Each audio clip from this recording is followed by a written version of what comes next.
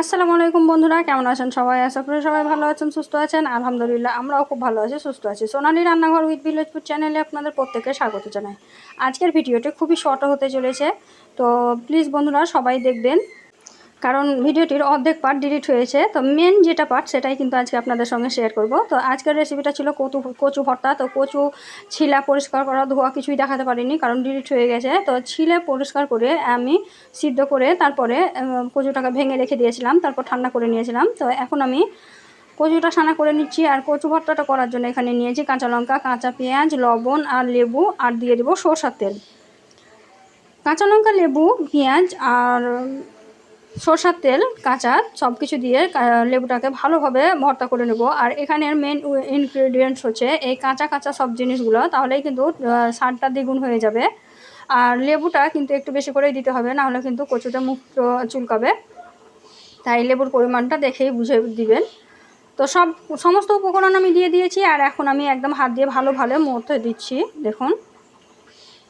তো আপনাদেরকেও কিন্তু এইভাবে একটু ধৈর্য ধরে সময় নিয়ে ভালোভাবে মাখিয়ে নিতে হবে, কারণ যদি কচুর কোনো জায়গায় একটু গোটা অংশ থেকে যায় তাহলে কিন্তু মুখ চুলকাবে।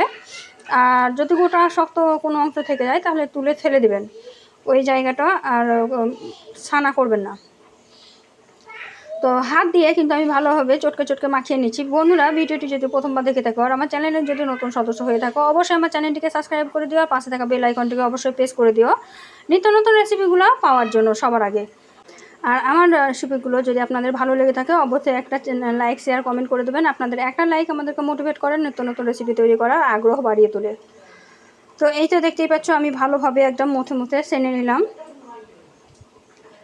তো কচু ভর্তা কে কে খেয়েছো কমেন্টে জানাবে। আর যারা না খেয়েছো তারা কিন্তু একবার হলেও তৈরি করে খাবে, কারণ কচু ভর্তা সত্যিই আলাদাই একটা স্বাদ আছে। আর গরম ভাত দিয়ে কিন্তু কচু ছানা খুবই ভালো লাগে খেতে। আর আমার বরের তো খুবই পছন্দ কচু ভর্তা। তো ঘরে একবার হলেও তৈরি করবে, আর তৈরি যদি করে থাকো তাহলে আমাকে কমেন্টে জানাতে ভুলবে না। তো এই তো সমস্ত কচুটাকে আমি ভালোভাবে ভর্তা করে নিয়েছি, মাখা করে নিয়েছি। আর এখন আমি একটু দেখতে সৌন্দর্যের জন্য একটু ডেকোরেশন করব। ডেকোরেশন কিছুই না, শুধু একটু কাঁচা লঙ্কা আর লেবু দিয়ে একটু সাজিয়ে দেব। তো এই তো লেবু দিয়ে দিলাম।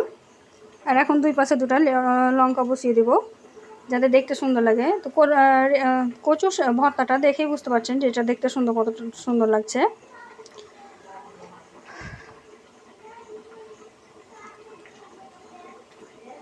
এতো কত সহজে আমি কচু ভর্তাটা রেডি করে নিলাম, আপনারা দেখে বুঝতে পারলেন। আর গরম গরম ভাতের সঙ্গে কিন্তু এই কচু ভর্তা খুবই টেস্টি লাগে। একবার হলেও কচু ভর্তা রেসিপিটা বাড়িতে তৈরি করার চেষ্টা করবেন, আর যদি তৈরি করে থাকেন আমাকে কমেন্টে জানাতে ভুলবেন না। আজকে এই পর্যন্ত, দেখা হবে এই ধরনেরই আরো নিত্য নতুন রেসিপি নিয়ে পরবর্তী ভিডিওতে। ততক্ষণ সবাই ভালো থাকবেন, সুস্থ থাকবেন, আর আমার জন্য একটু দোয়া করবেন। খোদা হাফিজ।